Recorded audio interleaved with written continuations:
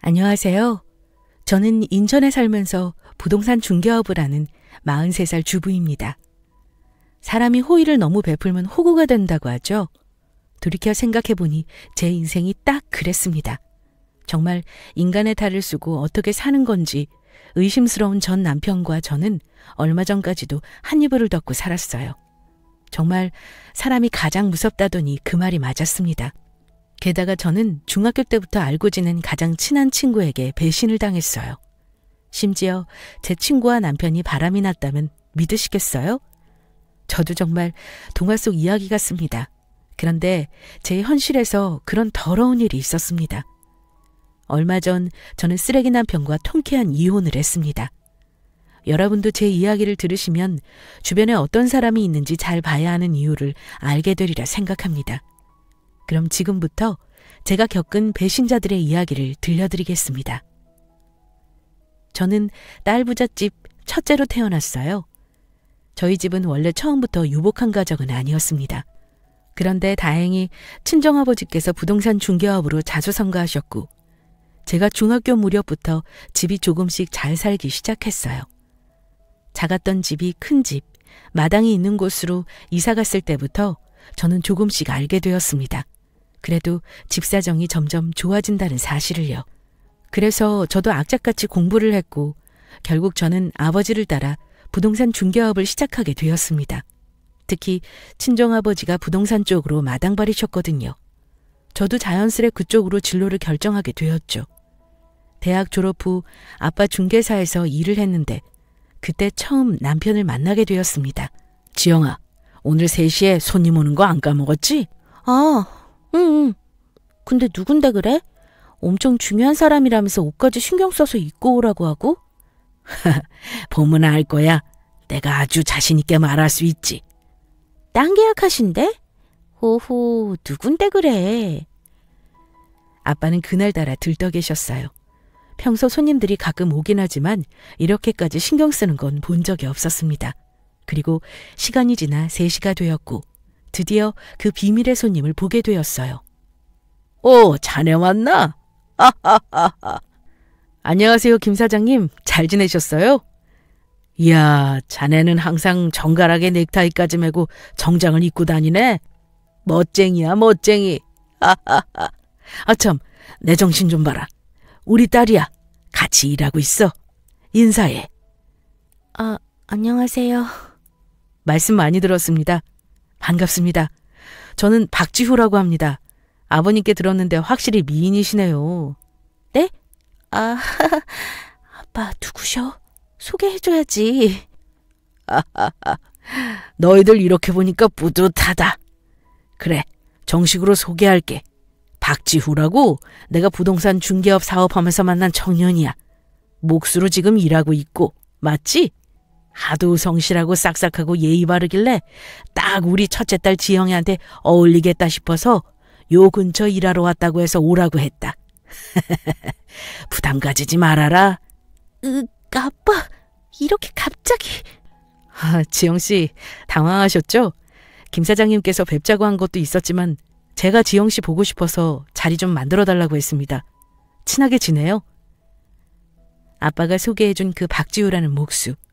그 사람이 지금의 전 남편입니다. 당시 그는 남자답고 반듯한 인상이었어요. 그리고 참 적극적이고 쾌활했습니다. 저는 원래 이상형이 밝고 재밌는 사람이라 아빠의 이런 소개가 기분 나쁘지는 않았어요. 그리고 자연스럽게 아빠를 통해 번호를 주고받게 되었습니다. 그리고 그는 저한테 정말 적극적으로 대시하며 주말마다 약속을 잡았죠. 결국 저희는 한 달이 넘는 데이트 끝에 드디어 정식 교제를 시작했습니다. 그리고 연애 1년 끝에 결혼을 하게 되었죠. 아버지는 정말 기뻐해 주셨습니다. 인연이 이렇게도 이어질 수 있구나 싶었죠. 그리고 결혼하고 6개월은 아무 문제 없이 정말 행복했습니다. 그런데 결혼 반년이 지나고 갑자기 문제가 생겼습니다. 왜냐하면 당시 남편의 목공소에 큰 문제가 생겼거든요.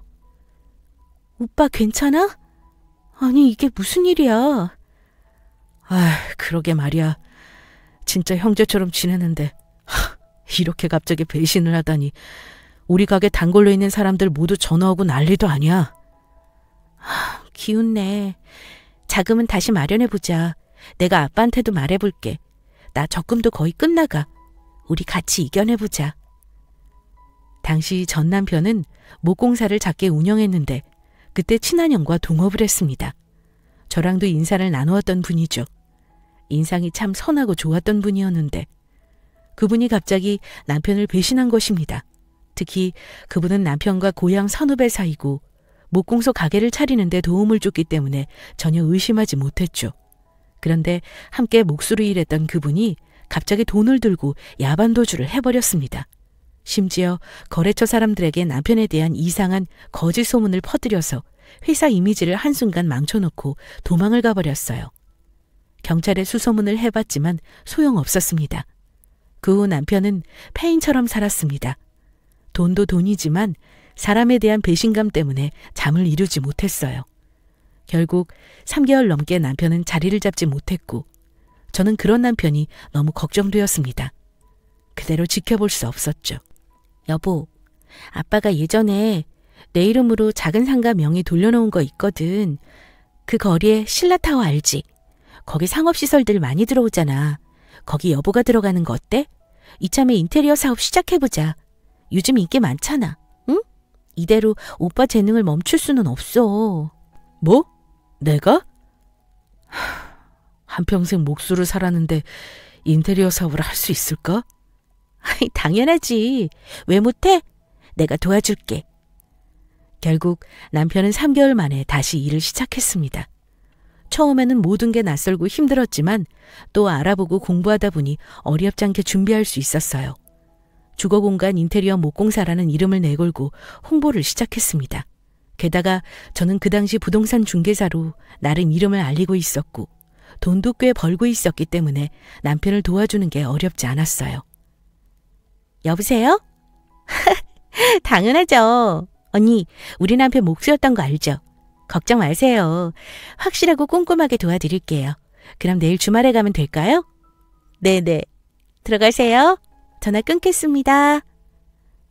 여보, 결국 그 김 사장님 인테리어 확정 지은 거야? 당연하지. 내가 누군데. 나 이 지역 마당발이잖아. 다행이다. 이거 가장 비싸고 중요한 건이었는데. 오빠, 나만 믿으라고 했지? 내가 오더 많이 받아올게. 오빠는 멋지게 건물 꾸며줄 일만 남았다고. 우리 다시 힘내보자. 응? 정말 고마워. 지영아, 내가 지영이 덕분에 다시 일어날 수 있었어. 진짜 내가 결혼하면 잘했다니까? 이럴 때만? 남편과 저는 다시 활력을 찾기 시작했어요. 제가 워낙 발도 넓고 또 건너 아는 사람이 많아서 남편 인테리어 회사에 주문을 대신 넣어줬습니다.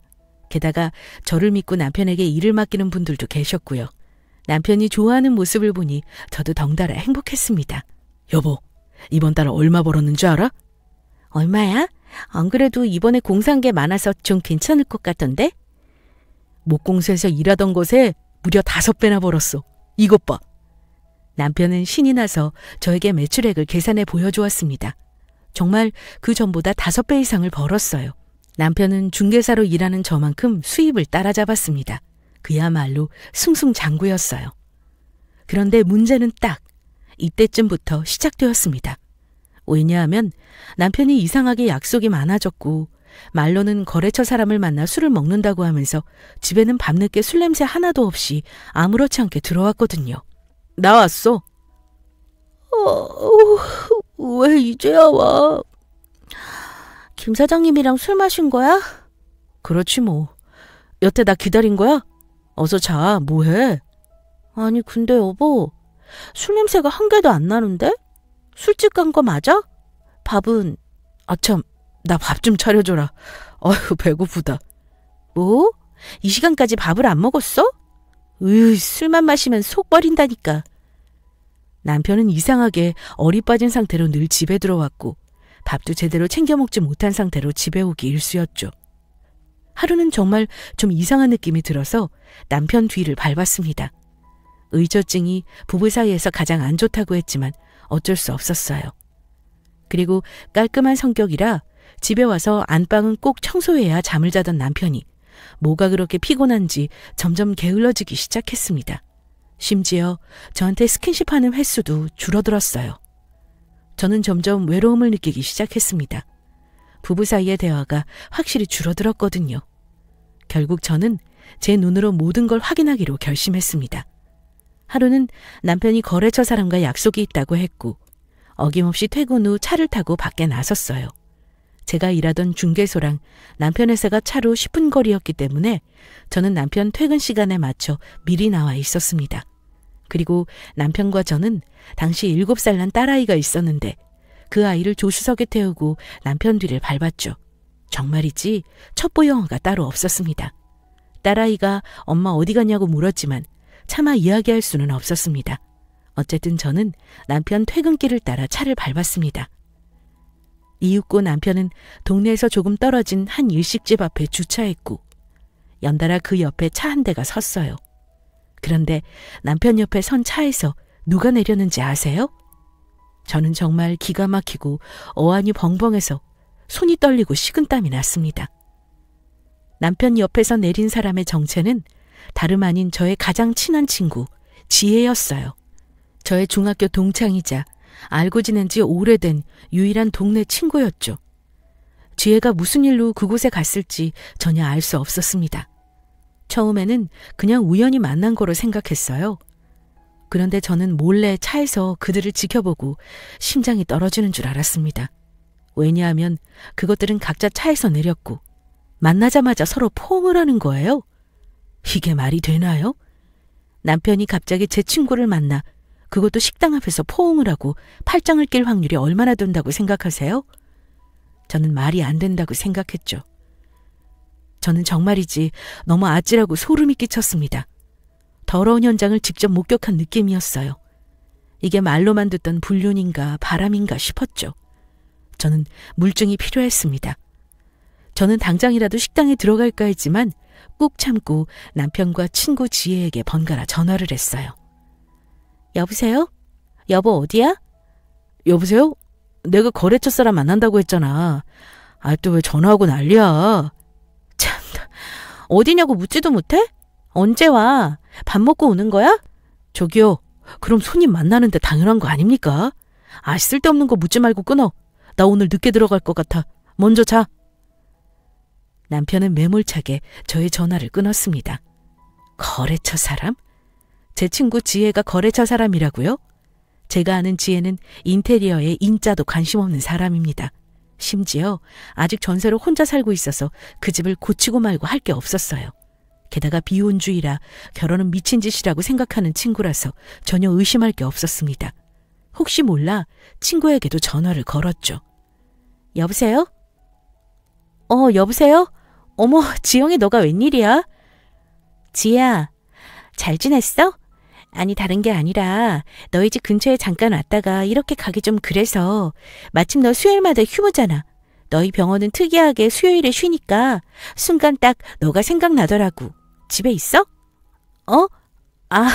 우리 집 앞이라고?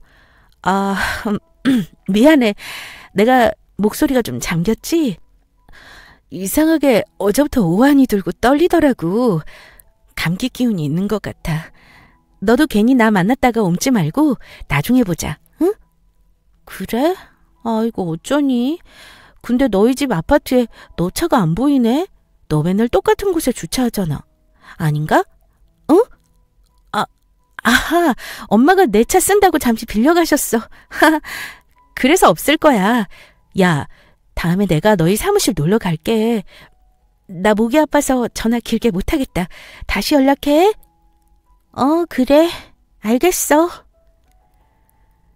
친구 지혜는 거짓말을 버젓이 하더라고요. 눈앞에서 남편과 함께 식당에 신나게 들어가는 걸 많이 봤는데 목 감기며 아프다는 핑계를 댔습니다.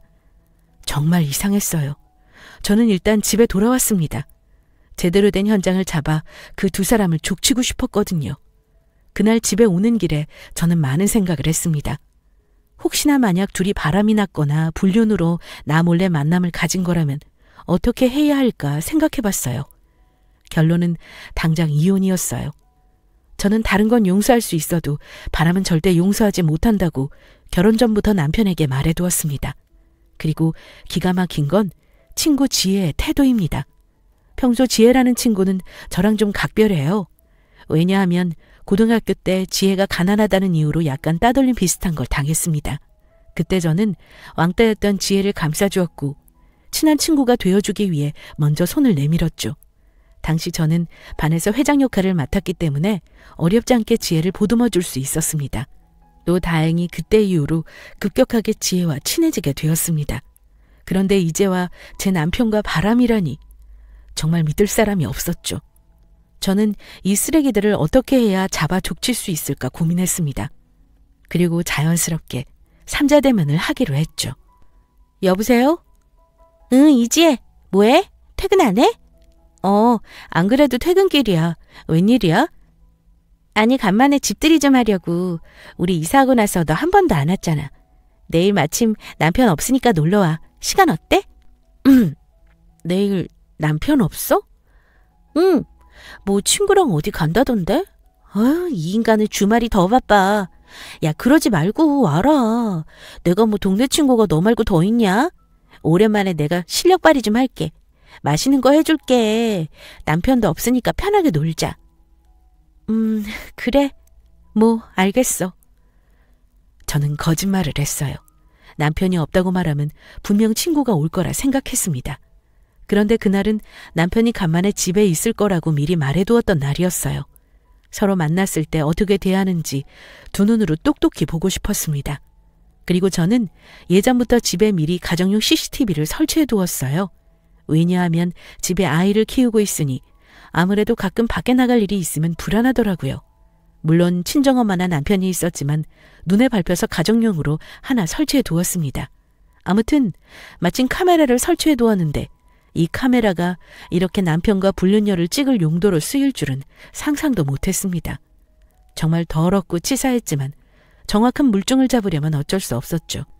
아이는 일부러 아침 일찍 근처 친정엄마 댁에 맡겨두었습니다. 아이에게 이 험한 꼴을 보여주고 싶지는 않았거든요. 특히 주변에 이혼한 친구가 있는데 상간녀 소송을 하거나 이혼 자료를 낼 때 가장 중요한 게 영상 자료라고 하더라고요. 저는 그날 남편에게도 거짓말을 했습니다. 오랜만에 꿀잠 잤다. 여보 뭐해? 어디 가? 화장을 그렇게 해? 그리고 지우는? 내가 말 안 했나? 당신도 옷 좀 제대로 입고 있어. 내 친구 지혜 알지? 걔 올 거야. 지우는 아침 일찍 엄마한테 좀 맡겼어. 오늘은 편하게 놀고 싶어서. 뭐? 갑자기? 아니 왜? 참나, 우리 집에 친구가 올 수도 있지. 뭘 갑자기. 당신 내 친구 지혜 알지? 그 간호조무사 하는 친구. 나 중학교 때부터 친했던. 알아. 근데 미리 말 좀 해주지. 나 그럼 나가 있어야겠다. 여자들끼리 잘 놀아. 뭐? 무슨 소리야. 당신도 같이 있다고 했는데 내가 아침부터 요리 좀 했어. 같이 먹어. 왜 그래? 무슨 잘못이라도 있는 사람처럼? 뭘 잘못해? 이렇게 갑자기 사람 부르는 게 어디 있어? 남편은 벼랑간 저에게 화를 냈어요. 정말 이상해도 한참 이상했습니다. 깜짝이야. 왜 화를 내고 그래? 진짜. 화장 지워줬잖아. 남편은 친구 지혜가 온다는 이야기에 불이 나게 나갈 준비를 했어요. 그런데 그때 초인종 소리가 들렸고 결국 저희는 그렇게 뜻하지 않게 삼자대면을 하게 되었습니다. 왔어? 어서 들어와. 이야, 집이 너무 깨끗하고 이쁘다. 역시 신축은 다르다. 너 성공했다. 그래? 인사해. 내 남편이야. 결혼식 때 봤지? 야, 오늘 남편 나갔다고 하지 않았어? 갑자기 친구 지혜는 얼굴이 사색이 되었고 집에 들어오던 발걸음을 멈췄습니다. 갑자기 약속이 취소됐나 봐. 잘 됐지 뭐. 인사해. 안녕하세요. 네, 안녕하세요. 둘은 어색하게 인사를 주고받았습니다. 저는 그것들을 눈앞에서 보니까 이상하게 마음이 고요해지고 편안해지더라고요. 오히려 가시방석에 앉은 건 더러운 그것들이었습니다. 당신 지혜 얼굴 기억나? 기억나. 결혼식 때도 와주셨잖아. 우리 이사하기 전에 집들이 한번 오시고. 지혜야, 너 일하는 상가 조금만 더 걸어가면 신라타워 있지. 거기 2층 인테리어 샵 얼마 전에 생겼거든? 남편 거기 있어. 오며 가며 만났겠는데? 못 봤어? 신라타워. 거기 알지. 내가 너희 남편을 언제 봐. 볼 일이 없지. 인테리어 샵 시작하셨구나. 축하드려요. 네네. 감사합니다. 그것들이 제 앞에서 버젓이 거짓말을 하더라고요. 그 근처 식당에서 같이 밥을 먹고 심지어 팔짱도 끼며 걸어가던 그 모습이 제 핸드폰 갤러리에 남아있는데 말입니다. 눈도 깜짝하지 않고 더러운 혀를 움직였어요. 참, 내 정신 좀 봐라. 얘기 좀 하고 있어. 내가 쟤 너 온다고 해서 샤브샤브 준비했거든. 근데 찍어 먹을 소스를 안 산 거야. 칠리 소스에 찍어 먹으면 딱 좋아. 음식은 뭐니 뭐니 해도 소스랑 양념이 중요해. 요 밑에 편의점 어서 다녀올게. 여보, 아니야. 내가 사올게. 여자들끼리 오랜만에 이야기 좀 하고 있어. 남편은 이 자리가 너무 불편했는지 안 하던 심부름을 본인 스스로 가겠다고 나서더군요. 저는 이에 질세라 옷을 입고 지갑을 챙겨 일어났습니다. 일부러 집에 둘만 있도록 남겨둔 거죠. 저의 작전이었습니다. 거짓말을 하며 현관문을 닫고 나오는데 정말 숨이 턱 막혔어요. 다시 생각해보니 정말 어이가 없었습니다. 지금 내가 뭐 하는 거지 싶었지만 남편과 더러운 불륜을 저지르는 친구의 현장을 잡으려면 어쩔 수 없었어요. 그리고 저희는 어색하고 긴장된 분위기 속에서 밥을 먹었습니다. 그리고 남편은 친구 지혜가 가고 곧장 친구와 약속이 있다면서 집을 나갔죠. 아마 더러운 제 친구를 만나러 나가는 느낌이었습니다. 저는 다음날 집에 있던 CCTV 녹화를 틀어 현장을 확인했습니다. 정말 손이 덜덜 떨리고 식은땀이 나더라고요. 그리고 제가 나가는 그때 시간을 맞춰 화면을 봤는데 진짜 경악을 금치 못했습니다. 제가 나가자마자 남편은 친구 지혜의 손을 잡더라고요. 그리고 친구 지혜는 그 손을 계속 뿌리쳤습니다. 그리고 둘은 한창 이런저런 이야기를 하고 부엌으로 가서는 포옹을 했어요. 심지어 제가 오기 전까지 계속 손을 잡고 이야기를 했습니다. 남편은 제 친구 지혜, 그 더러운 게 뭐가 좋은지 계속 얼굴을 들이밀고 치근덕댔어요. 그리고 결국 서로 뽀뽀까지 했습니다. 정말 더럽고 추잡한 그림이었습니다. 무엇보다 딸아이에게 정말 창피했어요. 그리고 저는 하늘이 무너지는 기분이었어요. 정말 보자마자 너무 무섭고 소름이 끼쳐서 손이 덜덜 떨렸습니다. 눈물? 그딴 것도 안 났어요. 그냥 분하고 기분이 역 같아서 화만 났습니다. 남편이 남의 편이라고 하던데 진짜 남의 남자가 되어 있었어요. 결국 저는 그 더러운 화면 녹화본을 저장했고 불륜을 저지른 그 둘에게 카톡으로 바로 전송했습니다. 그냥 까놓고 말하기로 했죠. 어차피 증거는 충분하니까요. 남편은 저에게 고래고래 소리를 지르고 난리가 났습니다. 야, 너 정말 미쳤어? 너 관음증 환자냐? 어떻게 이런 걸 녹화할 생각을 해? 뭐? 어디서 삿대질이야? 너야말로 정신병자 아니야? 어떻게 집에서 다른 여자랑 껴안고 그 난리를 쳐?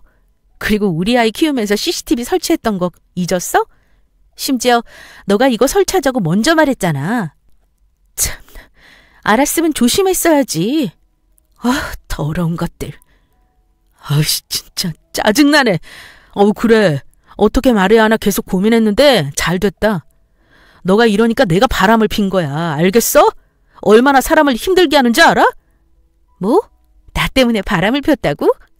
진짜 웃기는 개 같은 소리다. 너 진짜 천벌 받을 거야. 내가 인테리어 사업하라고 얼마나 도와줬어? 너가 나한테 이러면 안 되지. 어떻게 이렇게 배신할 수 있어? 그것도 내 친구랑. 와, 정말 더럽다 너. 야, 친구?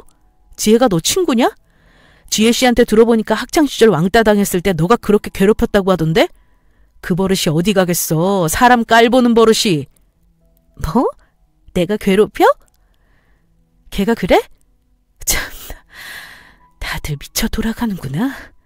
내가 오히려 걔 얼마나 챙기고 도와줬는데. 몰라. 어차피 우리 지우도 아직 어리니까 이럴 때 딱 이혼하면 좋지. 우리 깨끗하게 이혼하자. 부탁이다. 내가 진정한 사랑을 찾은 것 같다. 이해해라 좀. 물론 나 힘들 때 너가 도와주고 옆에서 챙겨준 건 고맙게 생각해. 그런데 넌 언제나 날 무시하듯 대했어, 알아? 너희 집이 좀 잘 산다는 이유로 넌 항상 우리 집 무시하듯이 말했어. 내가 티는 안 했지만 얼마나 스트레스였는지 알아? 그리고 솔직히 말해서 인테리어 회사도 다 너 덕분이라고 생각하냐? 내가 잘나서 회사가 잘 되는 거지. 너 덕분 거 하나 없어. 단골 손님들 좀 끌고 왔다고 되게 생색내는데 너 그렇게 남자 무시하지 마라. 너 성질 받아줄 만한 사람 없다. 남편은 옛날부터 자격지심이 대단했습니다. 친정집이 잘 살고 유복한 곳도 모두 운이라면서 깎아내리기도 했고, 가끔 제가 일이 잘 풀리거나 월급을 많이 받은 달에는 이상하게 제 일을 무시하고 질투 비슷한 걸 했습니다. 말 그대로 속 좁은 남편이었죠. 본인은 지방대학교를 나와 몫으로 일했고 여태 벌어놓은 돈이 적었기 때문에 시작이 저랑 다르다고 생각했는지 계속해서 자신이 얼마나 힘들게 살았는지 본인 팔자 타령만 했어요. 저는 앞으로 나아가지 못하고 본인의 힘든 과거 속에서만 사는 남편에게 늘 불만이었습니다. 야, 너 진짜 이렇게 말하면 안 되지. 내가 무슨 무시를 해? 그리고 오빠기 살려주려고 내가 얼마나 애썼는지 몰라서 물어? 이 회사도 내가 얼마나 하나부터 열까지 같이 도와줬는데 나라고 뭐 단골 손님들이나 거래처 사람들 그냥 공짜로 당신한테 물어다 준 줄 알아? 굽신거리면서 당신 위해서 나도 노력했다고. 그걸 알아? 저는 하늘에 맹세코 남편의 집을 무시해 본 적이 단 한 번도 없습니다. 모 눈에는 뭐가 보인다고 하더니 딱 그 말이 맞았어요. 저는 남편 어머님이 아프다고 하셨을 때 매일 주말마다 가서 간호해드리고 맛있는 걸 사다 드렸습니다. 심지어 시모집에 김치 냉장고도 새로 해드렸고요. 제가 여태 남편 생각하며 호의를 베풀었던 걸 이런 식으로 무시하는 게 정말 어이없고 화가 났습니다. 그렇게 남편과 한창 싸우고 있는데 그때 마침 더러운 불륜 여친구가 집에 찾아왔습니다. 진짜 말 그대로 삼자대면을 하게 되었죠. 야, 김지영, 나야. 문 좀 열어줘. 나라고. 내 말 좀 들어줘. 야, 난 너한테 할 말 없어. 여길 어디라고 찾아와, 더러운 거사. 야, 썩 꺼져. 저는 집으로 당당하게 온 더러운 친구의 태도에서 화가 났습니다. 그리고 집에 들어오지 못하게 막았고 끝까지 문을 열어주지 않았죠. 그리고 더러운 그 친구는 다음날 제가 일하는 중개사 사무소까지 찾아왔어요. 지영아, 미안하다. 야, 내 이름 부르지도 마. 미안해? 참나, 미안하다고? 이게 사과하고 끝날 일이니? 너의 남편이 우리 병원에 온 적이 있어. 수액주사 맞는다고. 그때부터였어. 우리가 자주 만난 게. 나도 이렇게 될 줄 몰랐어. 어느샌가 나한테 스며들었나 봐. 돌이킬 수 없게 되었어. 미안하다. 근데 진짜 우리는 사랑이야. 이해해줘라. 야, 썩 꺼져. 어디서 악어의 눈물을 흘리고 있어? 됐고, 너한테 상간녀 소송 걸 거니까 그렇게 알아. 준비해라. 이혼해줘라, 제발. 깔끔하게. 어차피 너랑 남편 사이 딸 없었으면 진작에 이혼했을걸? 아이 때문에 사는 거 아니야? 솔직히 여태 정으로 살았잖아. 안 그래?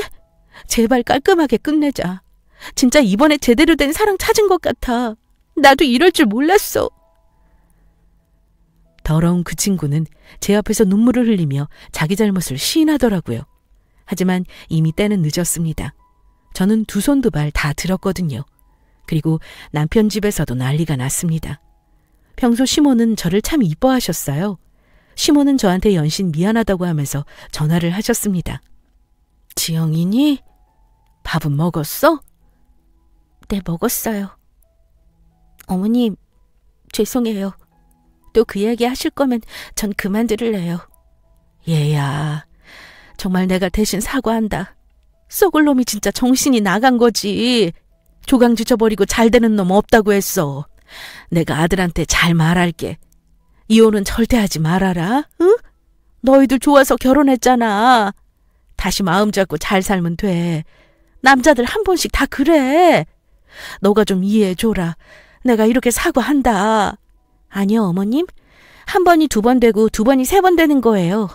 바람? 그거 못 고쳐요. 어머님, 저 바빠서 이만 끊을게요. 들어가세요. 저는 주변에 만류해도 끄떡 없었어요. 특히 친정아버지께서 정말 충격을 받으셨습니다. 아버지가 만나라고 한 사람이 이런 일에 휘말리게 될 줄은 상상도 못하신 거죠. 저는 남편과 이혼을 준비하면서 매일 아빠에게 말했어요. 절대 아빠 탓이 아니라고 계속 말했습니다. 그 후 남편은 이혼을 준비하면서 집을 나갔어요. 더러운 그 친구 집에 갔는지 알게 뭐예요? 그런데 저는 그 꼴이 너무 더럽고 보기 싫었습니다. 그리고 이혼하더라도 그 더러운 것들에게 복수하고 싶었어요. 앞서 이야기했듯이 남편 인테리어 회사는 거의 저의 지분이 80% 이상 들어가 있습니다. 거래처 사람들, 그리고 주변 상인들과 단골업자들 모두 건너 아는 제 지인들이었어요. 저는 그 사람들에게 남편에 대한 더러운 그 일을 모두 말했고 곧 이혼을 앞두고 있다고 말했습니다. 그러자 제가 시키지도 않았는데 거래처 사람들은 남편 회사에 대한 신뢰가 떨어졌다면서 하나둘 거래를 끊기 시작했어요. 그리고 제가 남편 회사에 일절 관여하지 않게 되자 회사 일에 구멍이 나기 시작했습니다. 남편은 회계장부, 세금 처리, 거래처 사람들 관리, 컴퓨터 업무 처리 등 어느 것 하나 제대로 하는 게 없는 한마디로 일머리가 없는 사람이었거든요. 결국 인테리어 회사는 조금씩 매출이 떨어지기 시작했고 결국 적자가 나기 시작했습니다. 저는 남편이 무너져 내리는 걸 모두 지켜보고 있었죠. 그리고 이혼 서류를 남편에게 전달하고 몇 달 후 저는 깔끔하게 이혼을 했습니다. 어차피 증거는 충분했고 더러운 그 친구도 시인을 했으니까요. 당연히 딸아이 지우는 제가 데리고 왔습니다. 현실적으로 제가 아이를 키우는 게 맞았고 무엇보다 경제적으로 제가 더 유리했어요. 또 저는 당시 이혼을 하면서 남편한테는 회사만 남겨두고 나머지 재산들은 모두 받고 이혼해 주었습니다. 결국 남편은 알거지가 되었습니다. 제 할 바 아니었죠. 그 후 남편은 진짜 제 바람대로 거지처럼 지낸다는 이야기를 전해 들었어요. 그 더러운 친구랑 사귀든지 말든지 관심도 없었습니다. 어차피 저는 돈도 있고 직업도 빵빵한 여자니까요. 그리고 신기하게 저는 오히려 남편과 이혼하고 일이 더 잘 풀렸습니다. 심지어 한창 주택 청약을 넣고 있었는데 집 근처에 신축 아파트 청약까지 당첨이 되었어요. 남편이 떨어져 나가니 오히려 행운이 오는 건가 싶었죠. 정말 행복했습니다. 그렇게 다시 마음을 잘 잡고 지내고 있던 어느 날 더러운 그 친구가 벼랑간 제가 일하는 중개사무소에 찾아왔어요. 지영아, 잠깐 시간 돼? 뭐냐? 너가 여기는 웬일이야? 미치겠다. 야, 난 너 얼굴 보는데 더 미치겠다. 동네 사람들 얼굴 보니까 창피하니까 이제 여기 오지 마라. 오늘이 너 만나는 거 마지막이야. 야, 지금 회사 난리 났어. 회사에 주문 넣었던 거 다 캔슬하고 펑크 나면서 진짜 완전 망하게 생겼다. 진짜 지우씨 요즘 밥도 제대로 안 먹어서 살이 10kg나 빠졌다니까.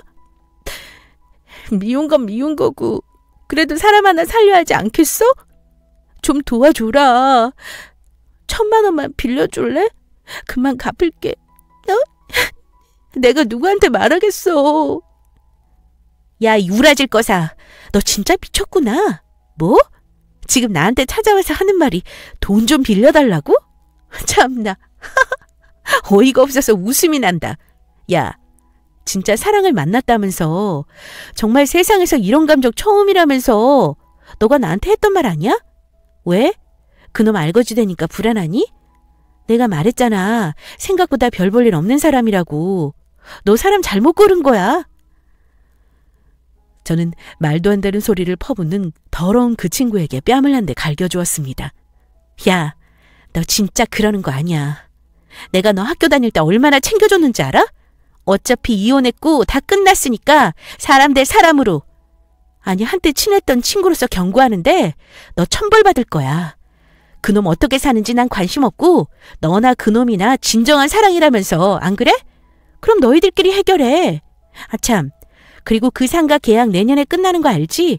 월세 올릴 거니까 알아서 미리 준비하라고 전해. 월세 못 내면 당장 나가던가. 그리고 다시는 오지 마. 얼굴 보는 거 토 나올 것 같으니까.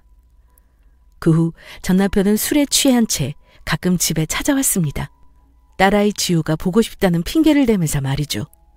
정말 마시간 듯 보였습니다. 여보! 문 좀 열어줘! 야, 김주영! 어서 안 나와? 집에 가끔 찾아와서는 소리를 고래고래 지르면서 난리를 쳤습니다. 심지어 딸아이 지우 유치원까지 찾아와 아빠 흉내를 내려고 했어요. 아이 유치원 하원을 시키려고 갔었는데 낯익은 자동차가 있었고 그놈이 저한테 말도 안 하고 하원하는 지우를 자기 집으로 데려가려고 하더라고요. 정말 그 순간 제가 봤으니 망정이지 가슴이 덜컥 내려앉았습니다. 야, 너 지금 뭐 하는 거야? 뭐, 내 딸 내가 데려간다는데. 그 손 놓지 못해? 아침에 지우 감기 기운 있어서 어서 병원 데려가서 주사 좀 맞아야 해. 그리고 여기까지 오면 어떡해. 게다가 나한테 말도 없이. 너 이제 지우 아빠 아니야. 뭐? 나 지우 아빠라니까? 야, 너 우리 지우 건드리지 마, 내 거야. 정말 남편은 눈알이 돌았더라고요. 아마도 술 한잔을 하고 온 모양이었습니다. 연신 딸꾹질을 해대면서 자기가 잘났다고 유치원 앞에서 고래고래 소리를 질렀고 딸아이 지우를 자기가 데려가겠다고 떼를 썼어요. 저는 딸아이한테도 너무 미안하고 속상해서 눈물이 났지만 꾹 참았습니다. 그리고 무엇보다 너무 창피했어요. 동네 망신이었습니다. 야, 김주영! 아니, 여보. 우리 다시 합칠까? 더만한 여자 없더라. 흔들리는 날 잡아주는 사람은 너밖에 없더라. 우리 지우를 봐서라도 다시 살까? 잘해보자, 여보야. 뭐? 그 더러운 새치어 잘라버리기 전에 조용해. 여보? 어디서 여보야? 우리 이혼했어. 잊었어? 진정으로 사랑을 찾았다면서. 지혜 그 더러운 거랑 잘 살아. 행복 찾고 싶다면서. 너가 그렇게 말하지 않았어? 미안하다. 지혜인지 걔도 나 떠났어. 참나. 내가 알고지되고 나니까 홀랑 헤어지자고 하더라. 배신자. 참나. 너 입에서 배신자라는 말이 나오니? 누가 배신자인데. 나 우리 딸 앞에서 경고하는데 다시는 오지 마. 너 지난번에도 유치원 선생님한테 들어보니까 여기 찾아왔었다면서? 그리고 우리 이사 갈 거야. 그러니까 우리 찾을 생각하지 말고 그냥 우리는 아빠 없다고 생각하면서 살 거니까. 아참, 나 그리고 남자친구 생겼어. 너보다 훨씬 똑똑하고 현명한 사람이야. 돈도 잘 벌어. 역시 내 수준에 맞는 사람 만나니까 이렇게 편할 수가 없어. 암튼 고맙다. 너 덕분에 내 인생이 폈어. 그리고 이제와 이야기하는 건데 너 일하는 꼬라지 보면 망할 줄 알았어. 자기 분수를 알고 살아야지. 너가 인테리어 사업? 말이 되니? 뭐? 야, 너 미친 거 아니야? 그 사이를 못 참고 남자를 만났냐? 그리고 남편은 저한테 손을 올리면서 겁을 주려고 했어요. 화가 단단히 난 모양이었습니다. 제가 맞서 싸우자 전 남편은 제 머리채를 잡고 흔들더라고요. 저도 마찬가지로 남편 정강이를 잡고 꼬집고 난리가 났습니다. 그 모습을 본 딸아이는 아빠가 무섭다면서 울고불고 난리가 났죠. 정말 다시는 못 볼 사람으로 변해 있었습니다. 그래도 한때 사랑하고 좋아했던 사람이 이렇게 변했다는 사실이 정말 마음이 아프고 속상하기도 했지만 전 딸아이를 생각하면서 이를 악물었어요. 그리고 눈앞에 있는 폭력적이고 술만 먹어대는 사람을 아빠라고 부를 수 없었습니다. 제가 용납할 수 없었어요. 이혼하고 자꾸만 찾아와서 괴롭히는 사람은 아빠가 아니니까요. 결국 저는 주변 지인들에게 알아본 끝에 남편에게 접근금지 신청을 하게 되었습니다. 매일 와서 괴롭히고 협박을 하면 이런 식으로 접근금지 신청을 할 수 있다고 했어요. 접근금지 가처분 신청서는 법원에서 접근금지 가처분을 신청하기 위해 작성하는 문서인데 이게 좀 처리하는 과정이 많이 복잡하긴 했어요. 하지만 언제까지 미룰 수는 없었습니다. 다행히 친정아빠 지인 중에 이쪽으로 아는 분이 계셨고 결국 몇 달 안에 문제를 해결하게 되었죠. 그 더러운 인간을 이제 안 보고 살게 되었습니다. 접근금지 명령 후 전 남편은 그 후 저희에게 찾아오지 않았어요. 다행히 무사히 편하게 살고 있었습니다. 지금 생각해보면 정말 끔찍하고 소름 끼치는 1년이었어요. 한창 코로나 바이러스가 전국에 퍼지고 있을 때 저는 남편이라는 더러운 바이러스 때문에 고생했습니다. 그리고 저랑 딸아이는 의정부로 얼마 전 이사를 했습니다. 공기도 좋고 마음도 편안하고 너무 좋았어요. 저는 이쪽에서 부동산 중개소를 열었고 나름 잘 나가고 있습니다. 딸아이가 올해 초등학교 입학을 했어요. 처음에는 아이가 아빠를 꽤 찾았지만 아이도 이제 적응했는지 아빠를 굳이 찾지는 않았습니다. 게다가 새롭게 사귄 남자친구가 아빠 역할을 톡톡히 잘해주고 있어요. 정말 전 남편과는 다르게 다정하고 따뜻한 사람입니다. 여러분, 제가 겪어보니 바람난 사람은 끝까지 속을 썩이더라고요. 게다가 한 번 쓰레기는 영원한 쓰레기입니다. 여러분도 신중하게 결혼을 선택하시고 후회 없는 삶을 사셨으면 좋겠네요. 이혼? 요즘 세상의 이혼은 절대 흠이 아닙니다. 또 한 번의 기회이자 새 삶을 여는 열쇠라고 생각해요. 모두 힘내세요. 지금까지 제 이야기 들어주셔서 감사합니다.